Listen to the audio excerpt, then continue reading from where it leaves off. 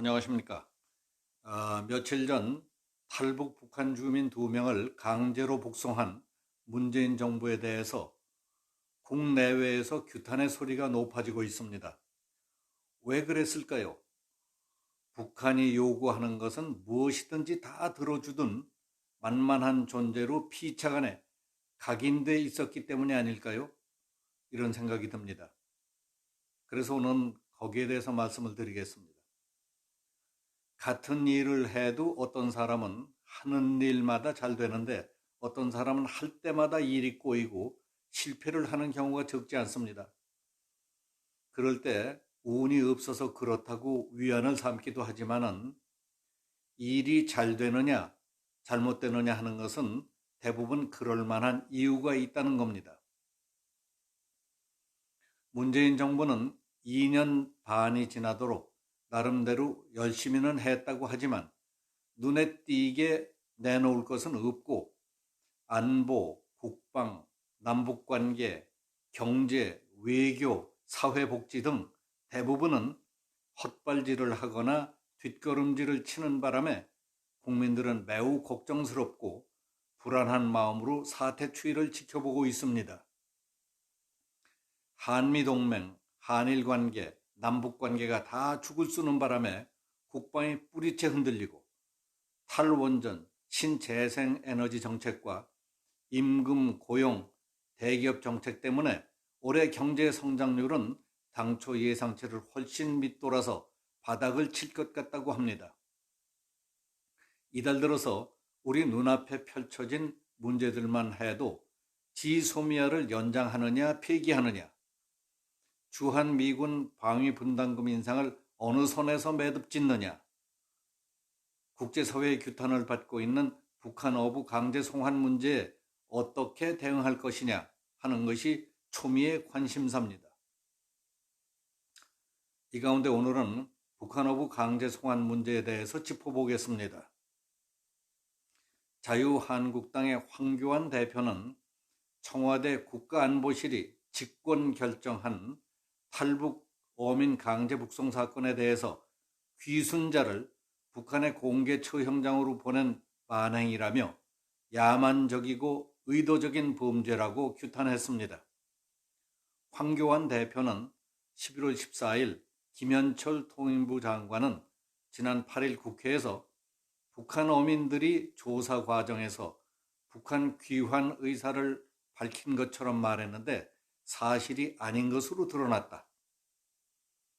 그들은 정부 합동조사에서 귀순 의사를 분명히 밝혔는데도 강제 북송했다. 필요하면 국정조사를 통해 진상을 밝히겠다고 했습니다.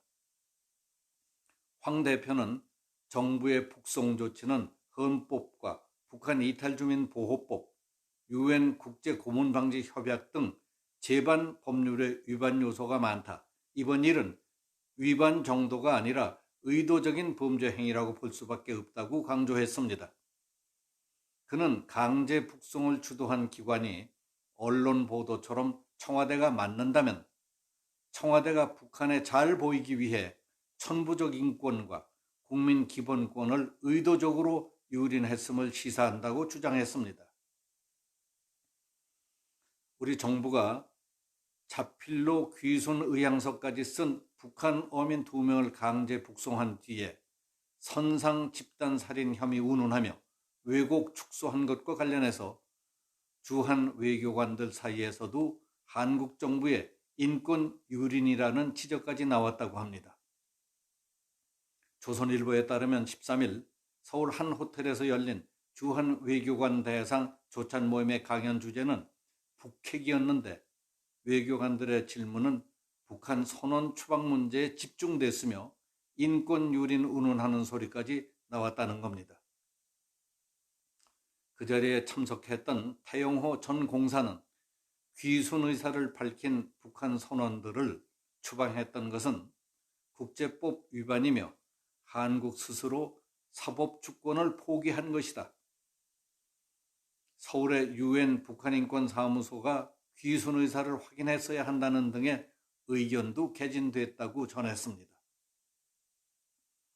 국제인권단체들도 탈북 북한 주민 2명을 살인자라며 판문점을 통해 강제 북송한 문재인 정부에 대해 규탄의 목소리를 이어가고 있습니다. 문재인 정부는 고문의 위협이 있는 국가로 송환을 금지하는 국제법을 위반했을 뿐만 아니라 북한 주민을 한국인으로 간주하는 대한민국의 헌법과 난민법을 위반했다. 한국 정부는 이 사건을 조사하고 북한으로 송환된 2명의 북한 주민의 기본권을 침해한 당국자들에게 책임을 물을 것을 촉구했습니다. 지금까지 보도된 내용만 가지고도 이 사건은 풀리지 않는 여러 가지 의혹이 있습니다.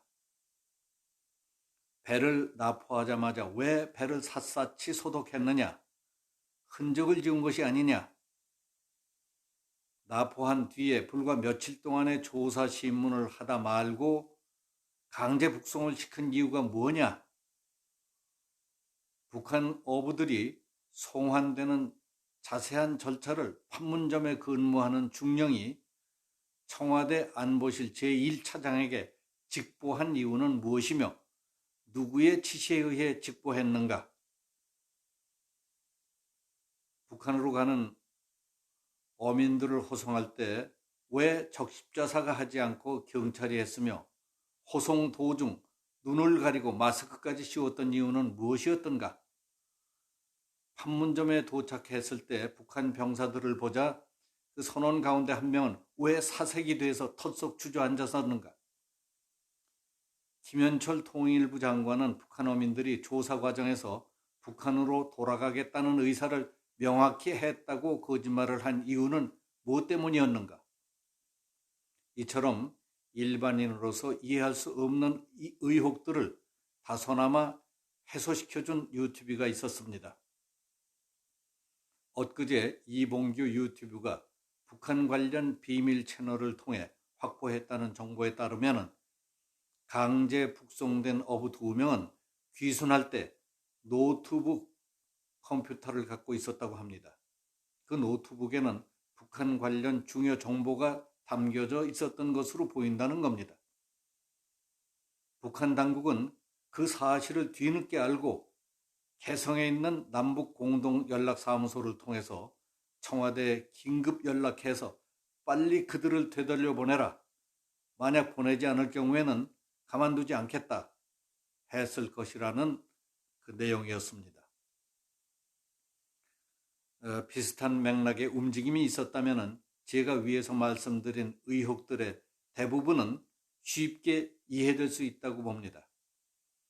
그리고 2~3명이 16명의 선원을 살해했다는 것도 북한이 만든 허위였을 가능성이 있으며 조사를 중단하고 서둘러서 어부들을 강제로 북송하는 과정에서 통일부도 국정원도 배제되고 청와대가 주도적으로 했을 것이라는 것도 납득이 간다고 할 수 있습니다.